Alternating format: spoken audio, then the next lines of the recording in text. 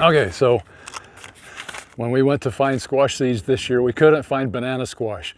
In April, when everybody was crazy about the coronavirus maybe making a food shortage, they went out and bought all the seeds, so we couldn't find banana seeds. Banana squash seeds was the one I couldn't find. And we love banana squash. It's a great squash to store through the winter. So my little brother in Portland sent me some. I don't think I asked him to. It was just very nice that he noticed and sent us some seeds. He operates GrowCo Seeds on eBay and has quite a business there. Since eBay started in 1998, my little brother has been selling seeds and plants on eBay. We'll also plant some regular green zucchini, some yellow straight neck, spaghetti squash, the kids' is my wife's favorite, butternut squash, a winter storage squash, and buttercup squash, another winter squash. Then we made some labels for our squash row out of blinds material. These are just plastic blinds, and I cut sections and wrote squash on each one of these, and we'll mark the row as we go.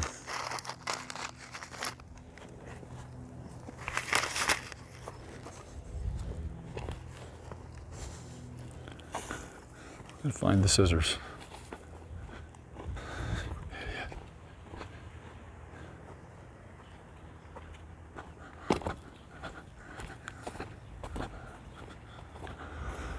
Okay, so we'll start with some zucchini.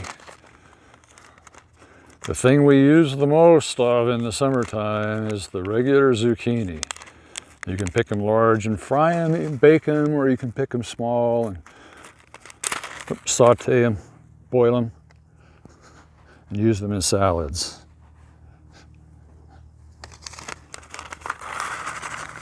These are zucchini dark squash is the label on the package. We'll plant fairly heavy, every 3 inches in the row, and then thin to probably 2 feet to make sure there's plenty of room for that plant to function properly. We only need a couple of zucchini to actually be healthy, but if one dies because of the squash bug, we don't want to lose them all. So let's plant about a 5-foot row. That'll give us plenty of room here. We'll label this row green zucchini, right there. The next will be straight neck yellow.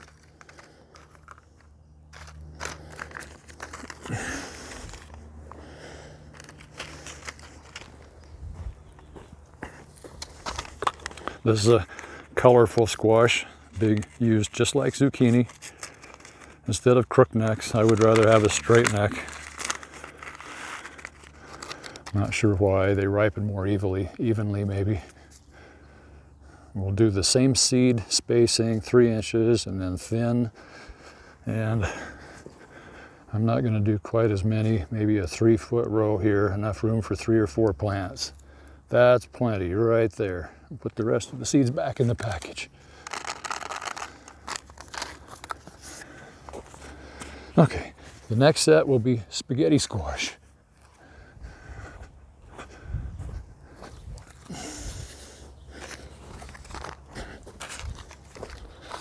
Yellow, straight neck.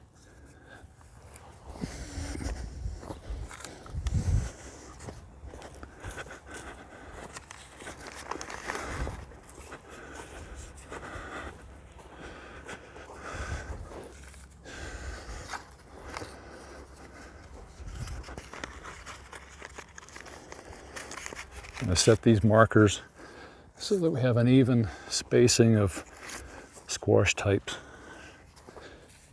About like that.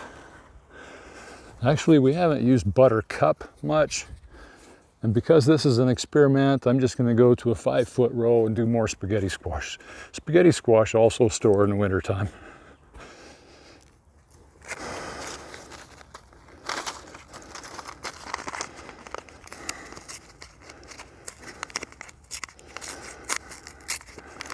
But those who eat a strictly keto diet.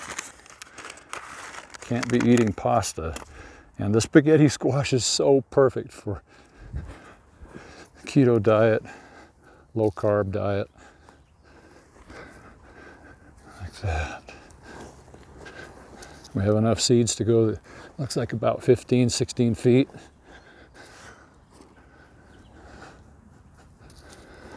You have to remember that you may not be able to control the entire population of squash bugs, and we're planting enough plants to be able to share with the squash bugs.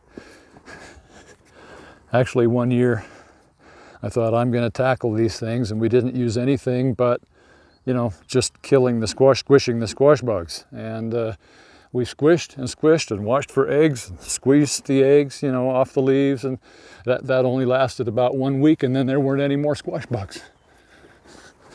Okay, let's cover that with about 1/2 inch of soil. Don't want to go too deep. Seeds need 3 things. They need light.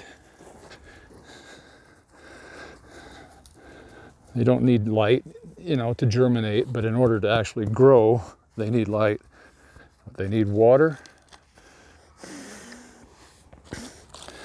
They need food. Okay, let's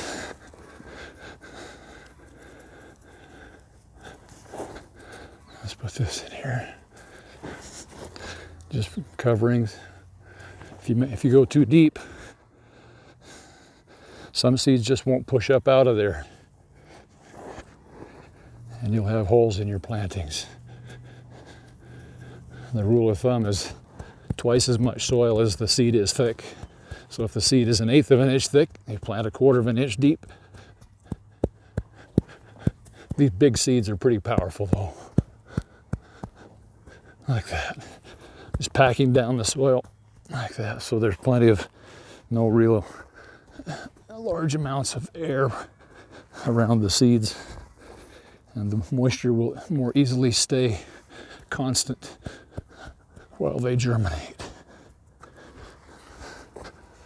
Okay, all the way down, pack these.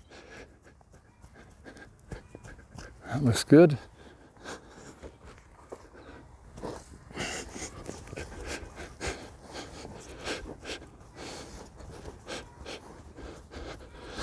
Okay, buttercups.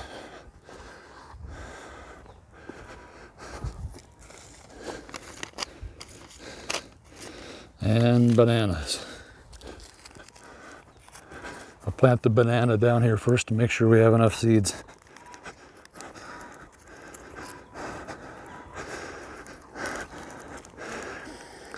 These are pink banana, and they'll grow, you know, as big as you want them to grow, almost so big you can barely carry them sometimes.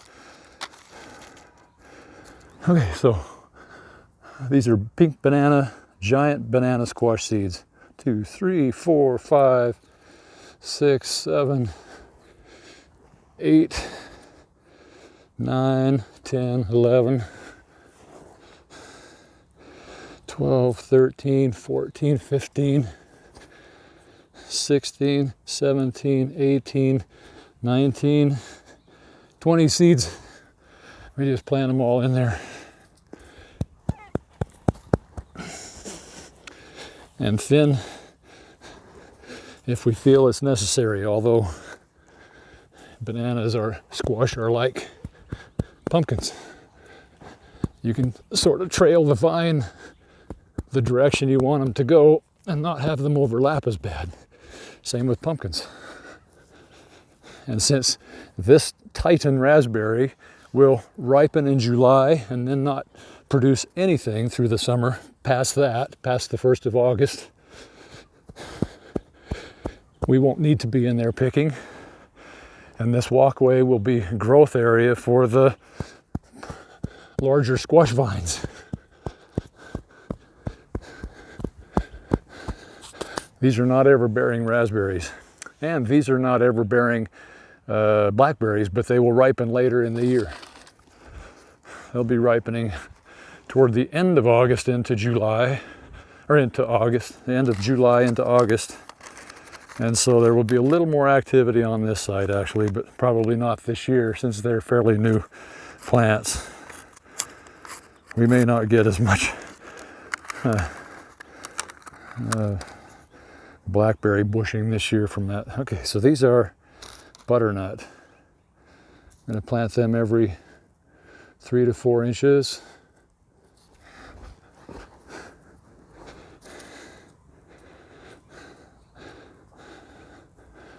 They're a vining crop.